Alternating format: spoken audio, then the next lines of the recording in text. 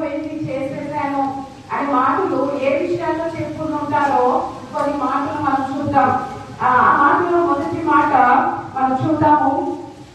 మత్తయి సువార్త 27వ అధ్యాయము 15వ వచనము. మత్తయి సువార్త 27వ అధ్యాయము 15వ వచనం చూద్దాం.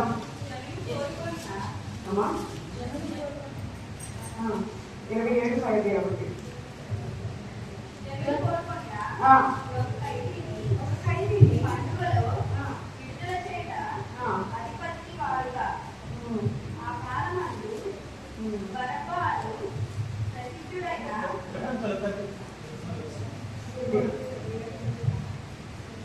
ఇక్కడ మాట్లాడుతూ ఉంది. తెర చిరిగిపోయిందని మాత్రం మనం చూస్తూ ఉంటాం కదా. దేవుడు మరణించినప్పుడు అక్కడ ఏమైందంట, తెర చిరిగిన మాటలు మనం చూస్తూ ఉన్నాం.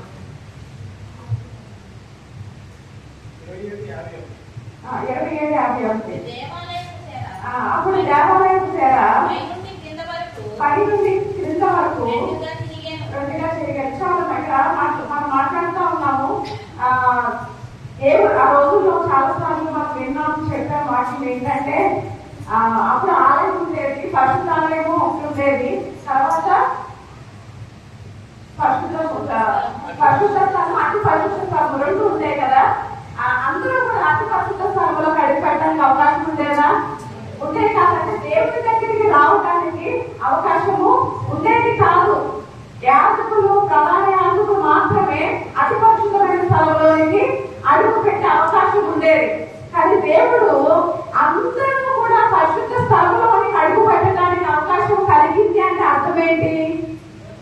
ఆయన మన కొరకు లోకానికి వచ్చి దేవునికి మనకి ఉన్న అడ్డుదారిని తొలగించాడు. అంటే ఎందుకు మనము రాలేకపోయామంటే మన పాపాలను బట్టి పరిశుద్ధ స్థలంలోనికి మనము రాలేకపోయే వచ్చే అవకాశం మనకు ఉండేది కాదు. కానీ ఎప్పుడైతే మన పాపాలు ఆయన వేరు చేసుకుని ఆయన చనిపోయాడో అప్పుడు ఆ ఉన్న అడ్డు తెర తొలగిపోయింది అనే మాటలు మనం చూస్తా ఉన్నాం. దేవుడికి మనకి ఉన్న అడ్డు తెరను తొలగించడంలో సమాప్తమైనదని దేవుడు ఒక అర్థం ద్వారా మనం అర్థం చేసుకోవచ్చు. ఇప్పుడు స్థలంలో మనం అందరం ఉండగలుగుతున్నామంటే, కూర్చోగలుగుతున్నామంటే ఆయన మన కొరకు మరణించిన విధానాన్ని బట్టి, ఆయన మన కొరకు రక్తాన్ని చిందించిన విధానాన్ని బట్టి ఈ స్థలంలో మనం ఇక్కడ కూర్చునే అవకాశాన్ని దేవుడు మనకి కలుగు చేశాడు. రాకపోతే మనకి ఏమాత్రము అర్హత లేదు, మనకి ఏమాత్రము యోగ్యత లేదు. కానీ ఇలాంటి అర్హతను, యోగ్యతను కలుగు చేశాడు కాబట్టి దేవునికి మనము ఎలా ఉండాలి? కృతజ్ఞత కలిగిన వారిగా ఉండాలి. మీరు ఎప్పుడైనా ప్రార్థన చేస్తారు, ఎలాంటి ప్రార్థన? అయ్యా నేను ఎందుకు పనికిరాని వంటి దానిలో నీ పరిశుద్ధ ఆలయంలో అడుగు పెట్టడానికి కూడా నాకు అర్హత లేదు, కానీ నాకు అర్హతను కలుగు చేస్తావు. తండ్రి అని పిలిచే అర్హత నాకు లేదు, కానీ అర్హతను నాకు కలుగు చేస్తావు. ఎందుకంటే ఆయన లోకానికి వచ్చి మన కొరకు ప్రాణాన్ని అర్పించాడు. ప్రతిరోజు ప్రార్థన చేయడానికి ప్రయత్నం చేయండి.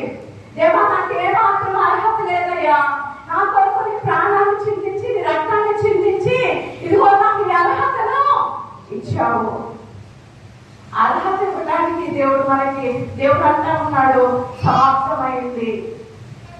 ఎప్పుడైతే ప్రాణం విడిచాడో వెంటనే అడ్డతెర చిరిగిపోతుంది, భూకంపం వస్తుంది, మొత్తం అంతా ఏమైతుంది? చీకటి కమ్ముకుంటది.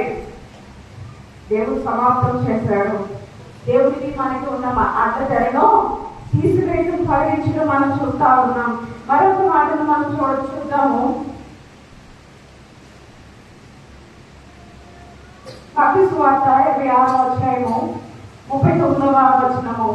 మత్తయి సువార్త 26వ అధ్యాయము 39వ వచనము. సాధ్యపడి నా తండ్రి నీ సత్యమైతే, సాధ్యమైతే ఈ గిన్నె నా యొక్క నుండి తొలగింపు, అయినను నా ఇష్ట ప్రకారం కాదు, నీ చిత్త ప్రకారమే జరిగించు. యేసు ప్రభు అంటా ఉన్నారు, మోకాళ్ళేసి ప్రార్థన చేస్తా ఉన్నప్పుడు, దేవా ఇదిగో నీ సాధ్యమైతే గిన్నె నా యొక్క నుంచి తొలగించు, అయినా ఇది నా ఇష్టము కాదు. ఎవరి ఇష్టము? నీ చిత్తమే.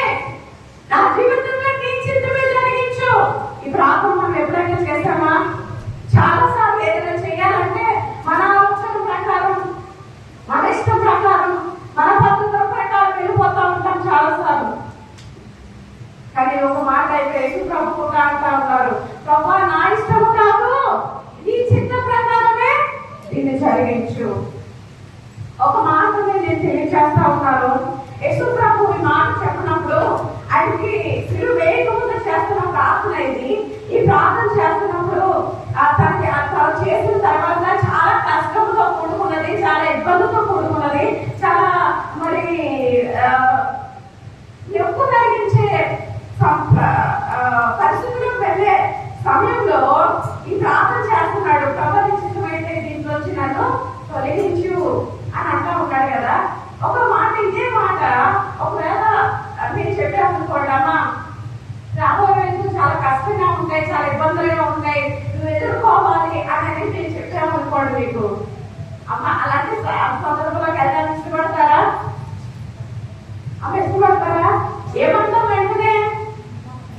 అస్సలు నేను చేయలే, ఇంత కష్టమైన పని నేను చేయలేని, ఇంకేదన్నా ఉంటే చెప్పండి అని అనుకుంటాం. కొంతమంది నోరు తెరిచి అంటున్నారు, అమ్మ ఇంత ఎంత కష్టమైంది నేను చేయలేను, కానీ ఇంకోటి ఏదైనా ఉంటే చెప్పండి అని అడుగుతారు కొంతమంది.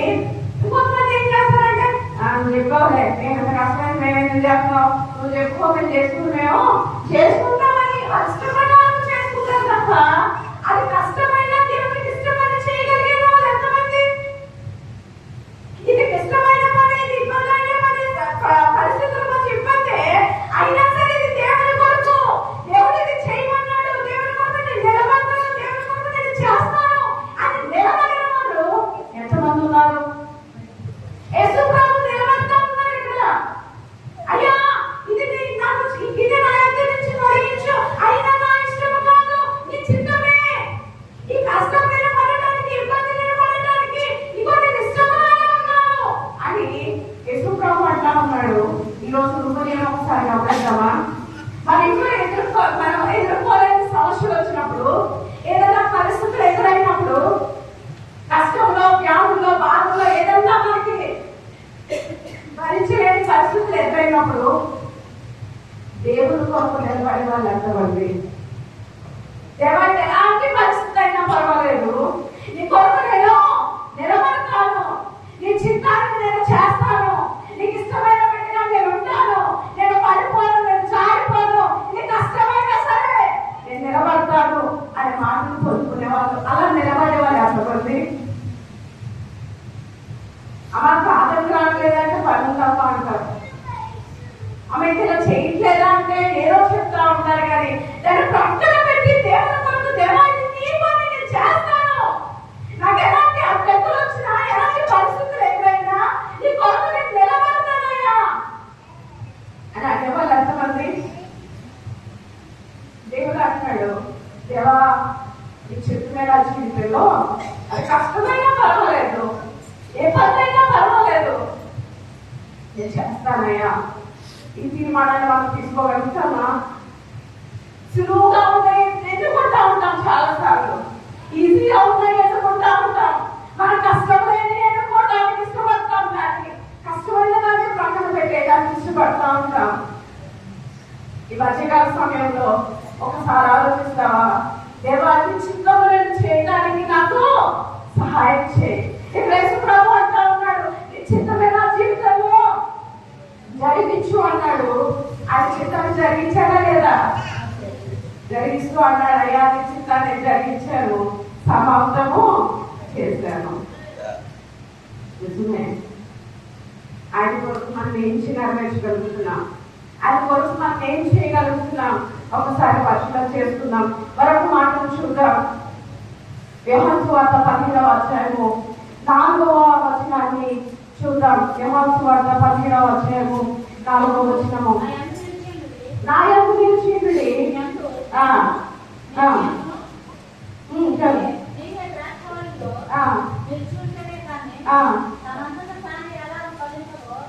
యోహాను సువార్త 17:4. 17వ అధ్యాయం 4వ వచనం.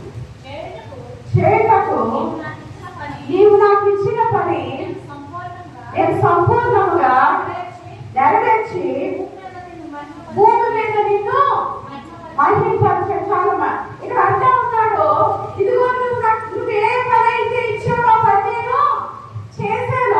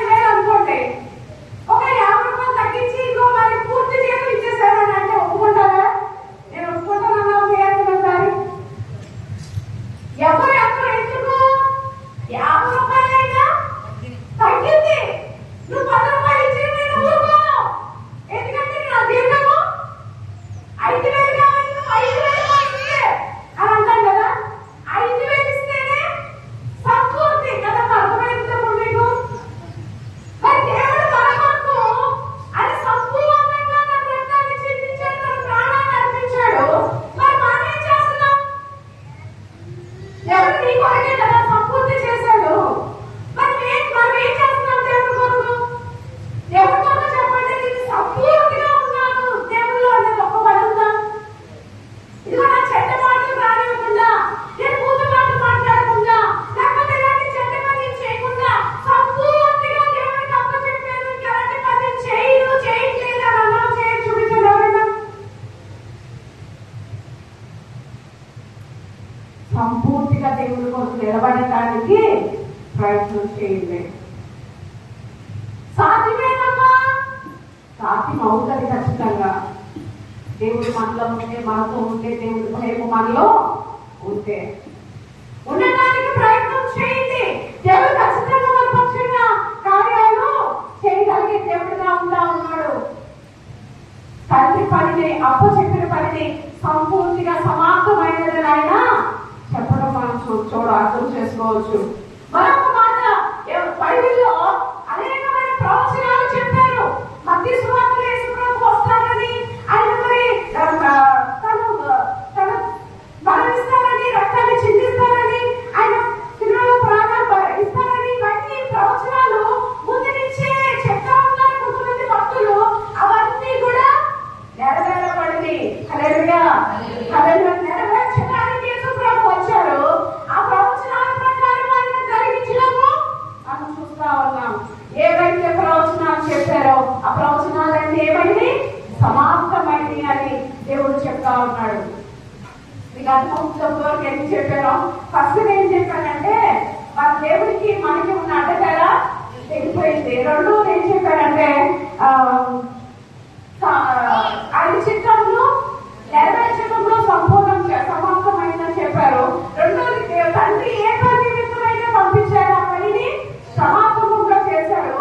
మూడవది, ప్రవచనాలు ఏవైతే చెప్పారో ఆ ప్రవచనాల ప్రకారంగా సమస్తమును జరగడం చూస్తా ఉన్నాం. తర్వాతగా చూస్తే ధర్మశాస్త్రం ఏదైతే చెప్పిందో, ఆ రోజుల్లో ధర్మశాస్త్రం తప్పు చేసిన వాళ్ళని ఏం చేసేవాళ్ళు? రాళ్ళతో కొట్టి చంపేవారు కదండి. మీరు బైబిల్లో చదివితే వ్యభిచారమైన స్త్రీ ఏం చేస్తారు? వ్యభిచార స్త్రీని ఏం చేస్తారమ్మా? రాళ్ళతో కొట్టి చంపాలని చూస్తా ఉన్నారు. అంటే ఆ రోజుల్లో పాపము చేస్తే రాళ్ళతో కొట్టి చంపాలి అని ఆ రూలు పద్ధతులు ఉండేవి. కానీ ఎప్పుడైతే యేసు ప్రభు శిలువలో బలి అయ్యారో దాన్ని మార్చడం చూస్తా ఉన్నాం. అంటే కక్షతోనే కాదు, ప్రేమతో కూడా మనుషుల్ని దేవుడి వైపు నడిపించవచ్చు, మార్చవచ్చు అనే మాటలు ఇక్కడ మనం దేవుడి ద్వారా ఆలోచించవచ్చు. నాకు టైం అయిపోతుంది, ఇంకొంచెం వివరించడానికి మరి నేను కొంచెం ఫాస్ట్ గా చెప్పుకుంటే వెళ్ళిపోతా ఉన్నాను. అర్థమవుతుంది అనుకుంటున్నా. దేవుడికి విషయాలు సమాప్తమైనదని చెప్తూ కేవలం నీ కొరకు నా కొరకే ఆయన శిలువలో బలైపోయిన వారిగా చూస్తా ఉన్నాం. మనం ఆయన కొరకు ఏం వదులుకోగలుగుతున్నాం? మనం ఆయన కొరకు ఎలా జీవించగలుగుతున్నాం? మనం ఆయన కొరకు ఎలా ఉండగలుగుతున్నాం? ఆయన పాపాన్ని క్షమించారు, సమాప్తమైనదని చెప్పారు. అంతకుముందు బలులు అర్పించాలి కదండి, మేకల కోళ్ళని అర్పించేవాళ్ళు. కానీ యేసు ప్రభు ఒకేసారి ఆయన బలిగా అర్పించేటట్టు ఇప్పుడు మన బలులు అర్పించట్లేదు. ఇన్ని విషయాల్లో దేవుడు సమాప్తమైనదని చెప్తూ ఆయన శిలువలో బలి అయిపోయారు. ఈరోజు ఒక మాటను అర్థం చేసుకుందాం. ఆయన కొరకు ఆయన ఏం చిన్న నెరవేర్చిన జీవితం మనలో ఏదుంటా ఉంది? ఆయన మహిమ తెచ్చే జీవితం మనలో కనబడతా ఉందా? మన జీవితంలో ఏదో వదిలేసుకుని ఇది నాకు వద్దు, ఇది నాకు సమాప్తమైన అయిపోయింది, నా జీవితంలో చోటు లేదు అని ఏదైనా తీర్మానం తీసుకునే వారిగా మనం ఉంటా ఉన్నామా? ఒకసారి వర్షం చేసుకుంటూ ప్రార్థన చేసుకుందాం.